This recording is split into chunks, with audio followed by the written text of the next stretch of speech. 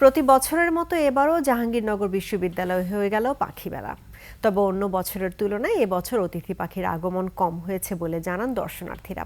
পাখি বিশেষজ্ঞরা বলছেন, মৌসুমী পাখি প্রেমীদের উৎপাতের পাশাপাশি শব্দ দূষণের কারণে নষ্ট হচ্ছে পাখিদের অভয়ারণ্য।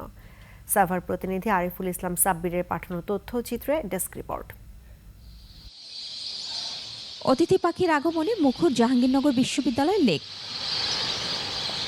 তবে অন্য বছরের তুলনায় এবার পাখিদের এই কলকাকলি অনেকটাই কম, এমনটাই বলছেন শিক্ষার্থীরা। মেলার কারণে প্রত্যেক শ্রেণীর মানুষের কাছে এই আবেদনটি পৌঁছাক যে আমরা পাখি সংরক্ষণ করব, জীববৈচিত্র্যের প্রতি সহনশীল হব। পাখিকে কিভাবে সংরক্ষণ করা যায়, পাখির যে বাসস্থান সেগুলো যাতে নষ্ট না হয়, পাখি আমাদের বিভিন্নভাবে সচেতনতা বোধ সেটা যেন জাগ্রত হয় সবার মধ্যে। এই জন্য আমরা এই অ্যাওয়ারনেসটা যে এই ক্যাম্পেইনটা চালাচ্ছি। 2001 সাল থেকে মেলার আয়োজন করে বিশ্ববিদ্যালয়ের প্রাণীবিদ্যা বিভাগ। ছোট বড় মিলিয়ে জাহাঙ্গীরনগর বিশ্ববিদ্যালয়ে লেকের সংখ্যা 26টি।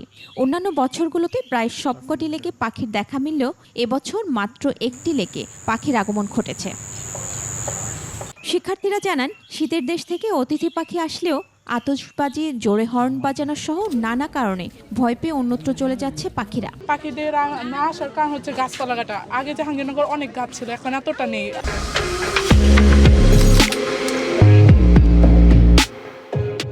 তারা আমাদের কারণে ডিস্টার্ব ফিল না করে, তারা তাদের বসবাসের জন্য যে বাসস্থানটা দরকার সেটা যেন তারা পায়।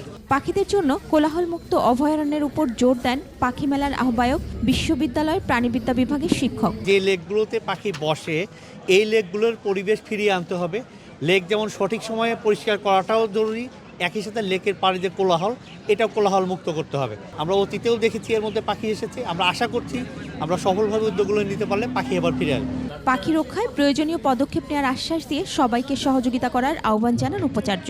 আমরা নতুনভাবে প্রশাসনে যারা এসেছি তারা প্রাণ প্রকৃতি রক্ষা করে যেন এখানের অবকাঠামো উন্নয়ন এবং অন্যান্য কর্মকাণ্ড পরিচালনা করা যায় তার চেষ্টা করব। জাহাঙ্গীরনগর বিশ্ববিদ্যালয়ে যারা আছেন এবং যারা আসবেন তারা সকলেই যেন আচরণে স্ববিরোধ মুক্ত হন। এদিকে মেলাকে ঘিরে আয়োজন করা হয় বিভিন্ন সাংস্কৃতিক অনুষ্ঠানেরও।